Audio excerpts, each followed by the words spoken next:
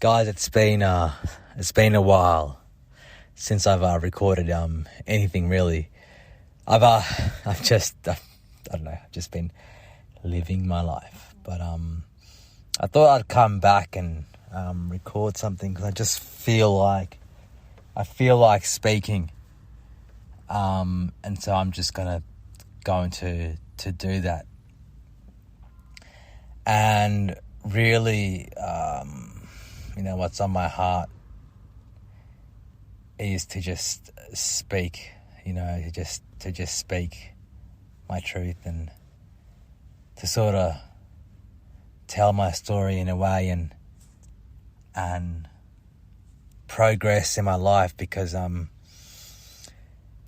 has their own way of dealing with their own problems and their own story and what they've gone through in life. And for me, one way towards my own healing is to actually speak my own, just to tell my own story, unfiltered, the good and the bad and the ugly, as they call it, and just so I can overcome, because I spent most of my life in silence. I spent most of my life not, suppressing my own experiences and my own stories and what I went through and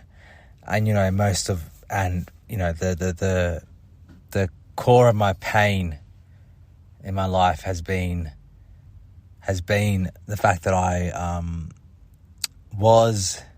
I grew up in an environment, in a household where to be yourself was the cardinal sin, for lack of better words, and my outside world also reflected that,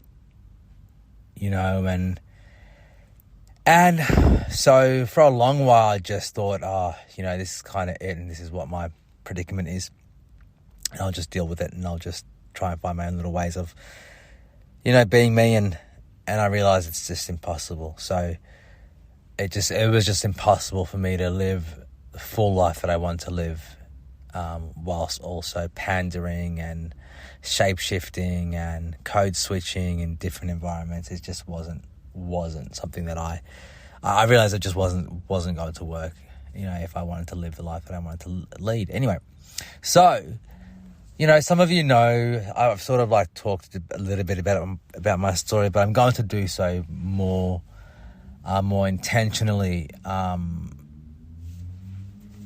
moving forward.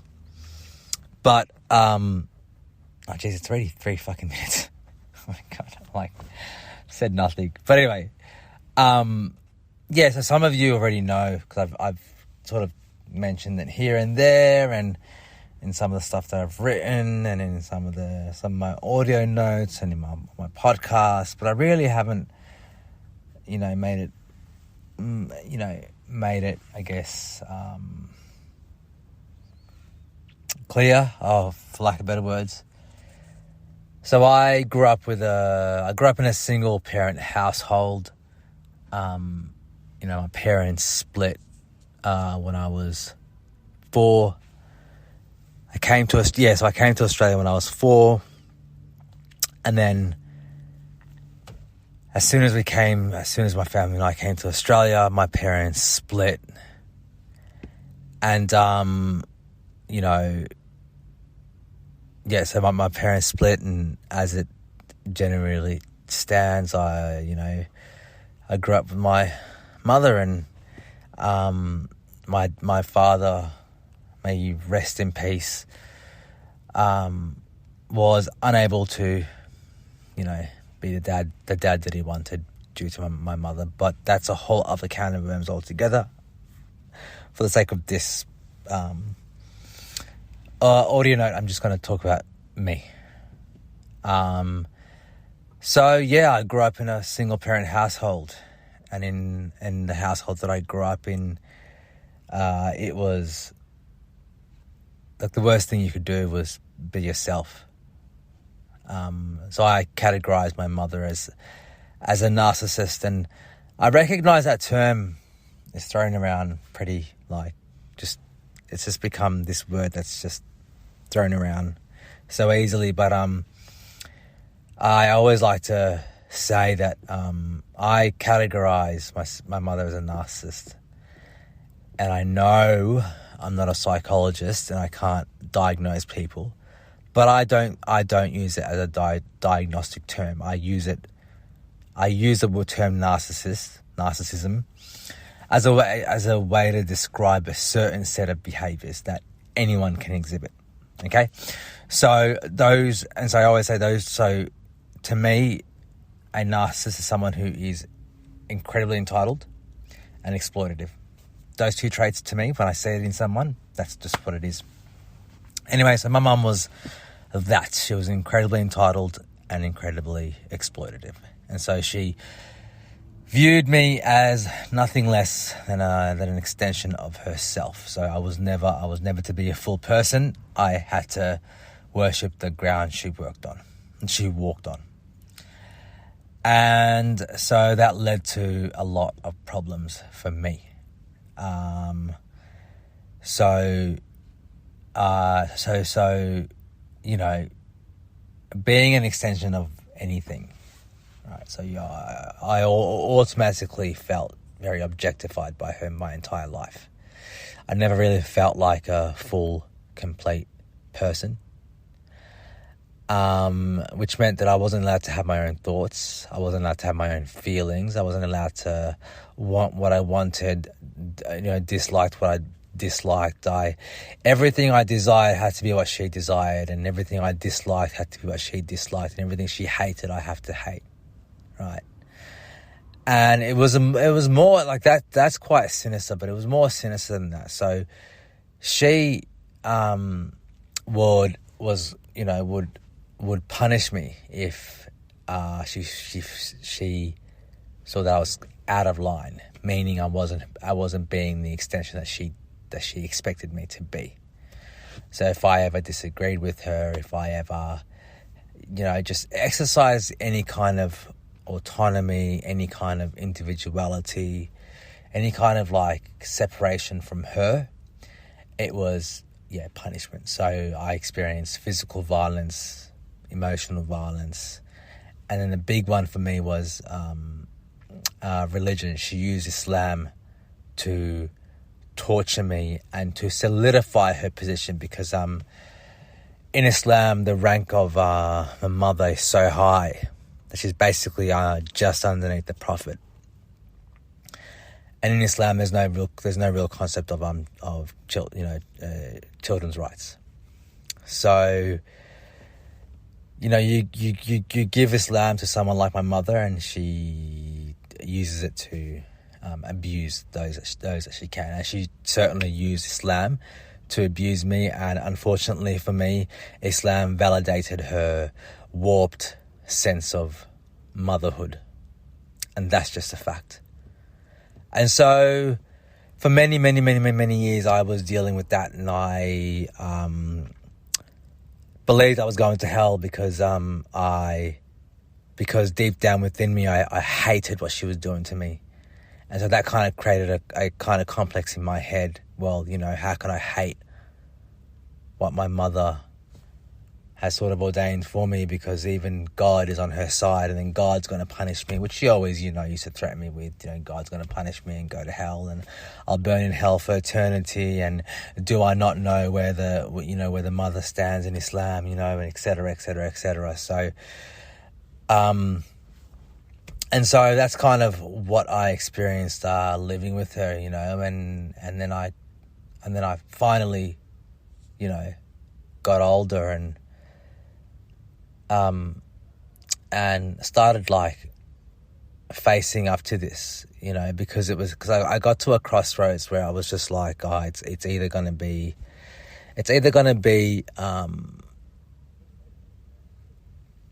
her, or I'm just going to like lose myself entirely, because it became self-evident to me that all she cared about was her own gratification, her own supply. All she cared about was me being subservient to her, and she would make sure that relationship would stay in that way by any means necessary. And then I realized that my biggest enemy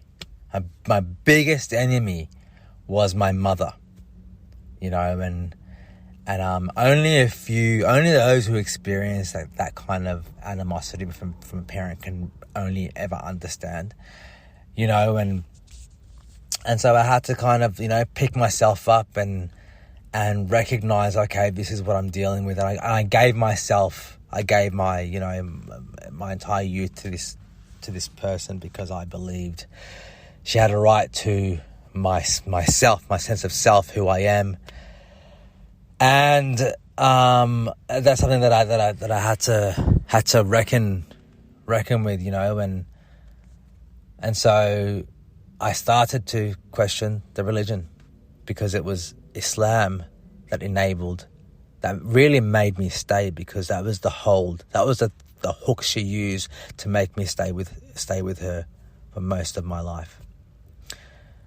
I'm 36 now, but I went no contact when I was, I think I was 32. Right, so 32 years of my life, I wasted on her, and the hook that enabled that to happen was Islam. But that's okay, because I believe there's there's always growth even in the darkest moments of our life. So I learned a lot. I learned a lot about the human nature, and I learned a lot about my own kind of strength and my own resilience and my own ability to overcome, and so I left and I went no contact, and that was so freeing for me. And but before I went no contact, I spent years unpacking all the shame and all the guilt that I had experienced as a result of being in her household. And that, I think, and that was the thing that enabled me to actually go no contact. And so I, because I grew up with a lot of shame and a lot of guilt, I had to unpack all that shame and to really face it, so that it wouldn't be used against me. 10 years ago, if you had told me that I was making this audio right now, and that I was going to publicize this, share this audio with anyone who just share it, I'd be like, you are fucking crazy, but here I am, and I'm so grateful to be able to be in this position to just speak my truth, and so I have in my own way. I don't see myself as an activist by any means. I don't. But I do see myself as embodying a particular kind of way of life, which I've had to sort of reckon with as I've left everything that I knew to be true. My religion, I left that. My culture, I left that. A lot of the people that I grew up with, that I knew, friends, both I left and they left me, and so for me there's no turning back in a way. But I left my mother, and it was so great, and it was so fulfilling, and finally I could start tasting, the kind of freedom that I yearned for, But man, there was challenges outside that I was not even prepared for. I didn't expect for the kind of reaction that I would receive outside of my home. I guess naively thought if I told my story, if I told the naysayers what happened to me and why I got to the place that I got to, and why I made certain decisions, and why I left Islam or left my community, and in turn, and because they rejected me, I in turn rejected them. And if I got people to understand why I had gotten to where I had gotten to, why I believe what I believe, and why I'm behaving in the way that I'm behaving, I thought there would be like a level of understanding. But boy, it was like just complete madness, man. There's so much I learned, there's so much I learned about human beings. I came out of all this, and I'm no longer hiding anymore, and I'm public about who I am. I'm honest about who I am, and I'm living authentically, insofar as what I stand for, what I believe, and how I'm going to conduct myself, and the kind of people I'm around, and all that sort of stuff. And because now I wake up as myself. I leave my house as myself. I'm in the world in my day-to-day as myself, and I come back to my house as myself, and there's no amount of money in the world that I would trade for that, and so, I'm open to having all these kinds of conversations, and thinking that if I just tell my story, people will understand, but I got the complete opposite. People did not. It's not that they didn't understand; they didn't want to understand.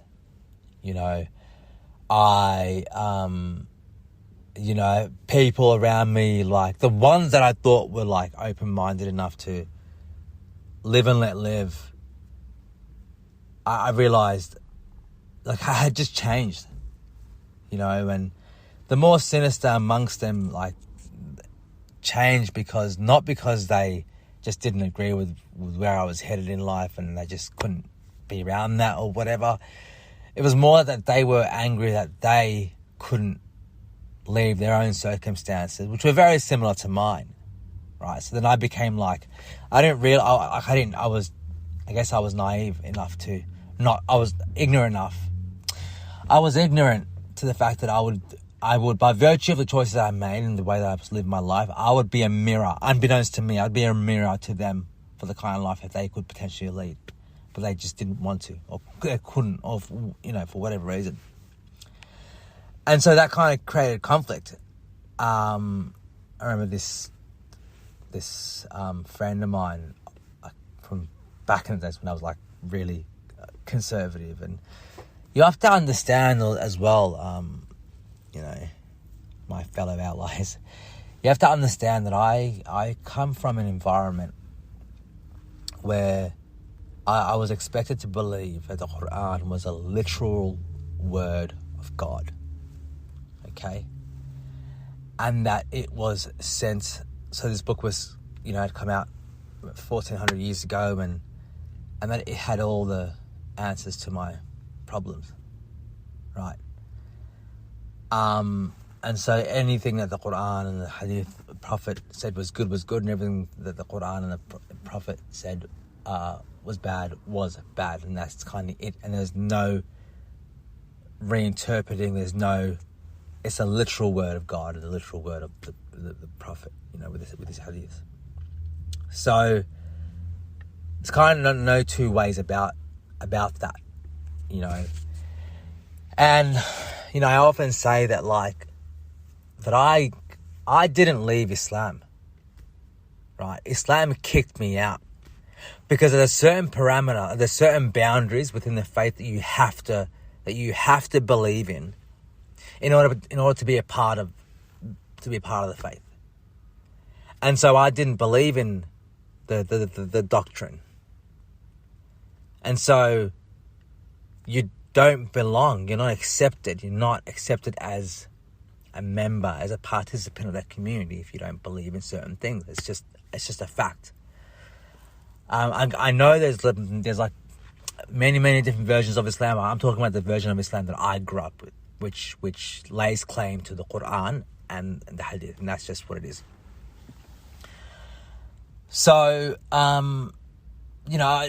so leaving, I always say that, like, if I didn't grow up in the household that I did, if my mother didn't use Islam against me, I don't know what I'd do. Maybe if I was to take a guess, maybe I'd be like a cultural Muslim, perhaps.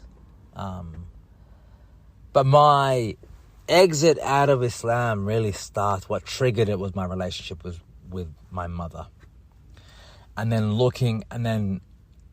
at the time I really believed in the Quran. I really believed in Allah, and so to me it was a no-brainer when I went to.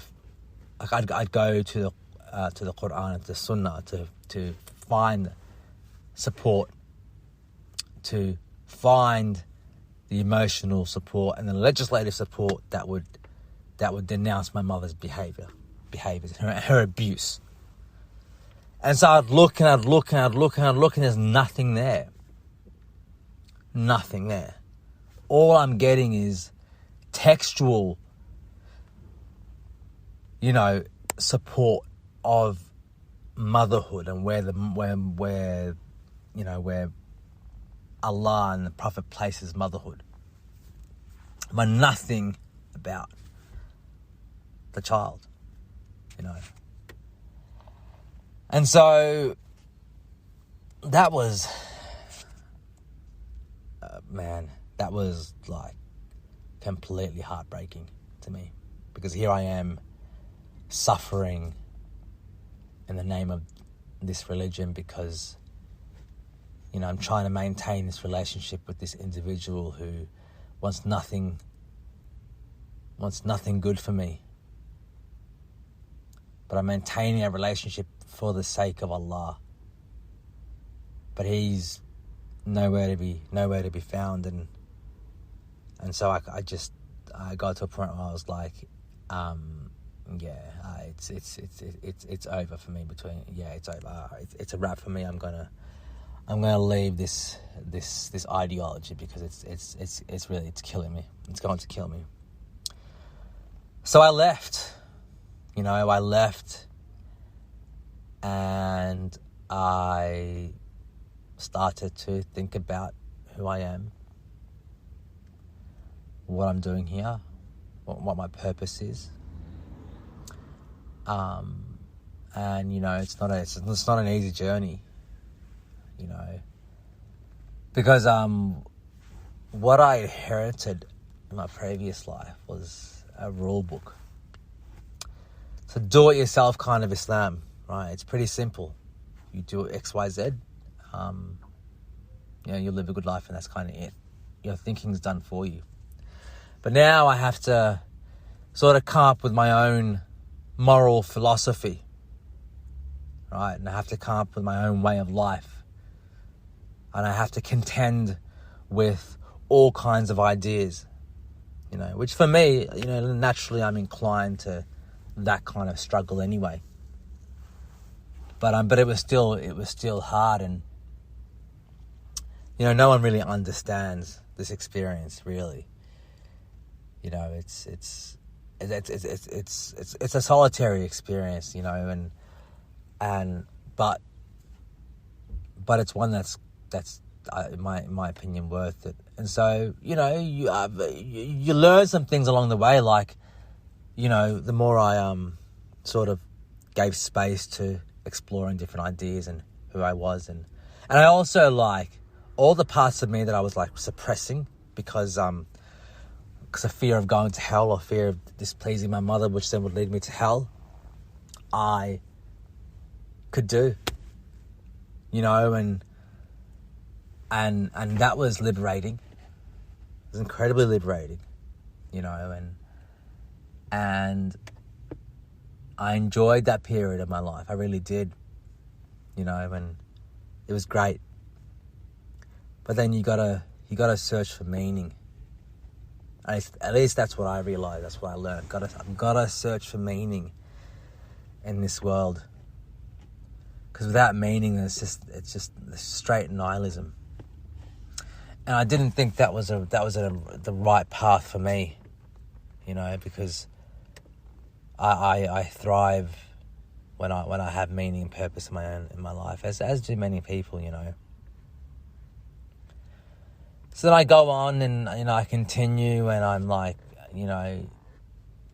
met with all kinds of challenges, like with friendships and people misunderstanding you, and just preconceived notions about you, and like I just know when I see someone that I haven't seen in a long while, from my old life, and or just people I've known in the past, and even people that I meet now. Sometimes I just know when someone has like a preconceived notion of me, about me, and when they don't, which is all cool, because I've learned to the thing that I've learned, which is really, really helpful for me, is like when I'm telling my story now, I don't really care if the person understands my story. You can take what you want from my story, and if it helps you, it helps you. If it doesn't, it doesn't. But like I'm not in need to be understood in the same way that I was, in the same way that I used to be, So, yeah, man. And then so I just continued, and then I started thinking about my own mortality, because I kind of just stopped the whole. When I was Muslim, it got to a point where I just stopped thinking about my own mortality, because there was just no meaning in the way that Islam portrayed mortality. It was just suffering and hell and burning and judgment, and there was nothing about it was meaningful to me. It was just fear driven. So, I then start kind of reflecting on my own mortality, and I have this newfound freedom, and I'm like trying to develop this philosophy that that some of that I've called the one life philosophy, and trying to kind of develop my own moral philosophy, my own code, my own way of life, my own, the alternative to the unfree life, the alternative to the life of suppression and regression and repression, My philosophy is the complete opposite. It's about individual liberty. It's about dignity. It's about life. It's about, creating a beautiful relationship with your own existence. It's about existing in a way that's fulfilling, and that's kind of what I want in life. That's really all I want in life, is to be fulfilled, and I don't know, man. I just feel like I'm rambling right now. It's 28 minutes, like, Jesus Christ. Anyway, I'm going to be making more like content and stuff like that as of probably next year. Just talking about things I'm interested in.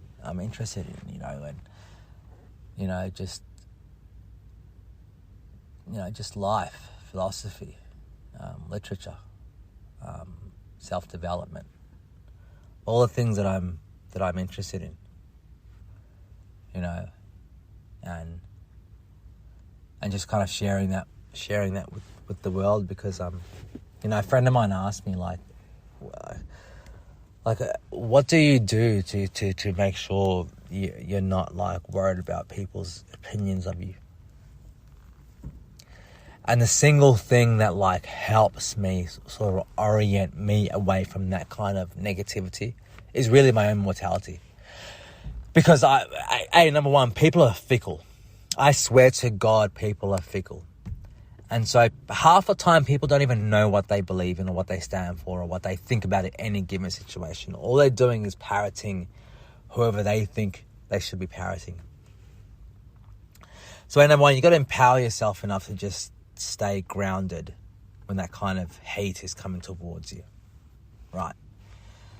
And just use that heat as just use it as heat. I don't know, like just But the other thing, it's my own mortality sort of helps me orient myself in that, because I'm going to die I'm going to die shortly, and what really matters? Some dickhead that's like just talking shit, or, you know, they don't matter. You know, so it really helps orient me to what matters in my life. And so, you know, you let people say what they're going to say. You let people do what they're going to do. But you have the agency to not take that on. And I realize whenever I've gotten offended about someone saying something nasty about me, what I realized was a part of me deep down, even if it's like 3%, a part of me believed that negativity. And trust me, you know, the more your enemies, or the person who really wants to hurt you, they will say things to you about you that they potentially recognized about you, that is potentially true, right? So you can't, I'm not saying to accept their venom, right? No. But if they're saying something to you about you, and that really like breaks your soul, use it as an opportunity to examine yourself and to examine that part of yourself. You know, it's a really good opportunity, and that's kind of what I've learned. But more importantly, like we're all gonna die one day, and it's like, you know, it's gonna happen. And so, you know, the last thing I want, and I always say it's last thing, you know, knock on wood, I'm here till I'm, you know, 100 years old. But if and when I get to 100 years old, I do not want to look back on my life and just be like, Jesus Christ, I first of all, I lived my life for other people, right? So I didn't do the things that I wanted. I didn't even try the things that I wanted to try, number one. Number two is that I wasted my life caring about what other people thought of me. You know, it's just, it's madness. Anyway, I'm going to go, but I'll chat to you guys soon. Peace.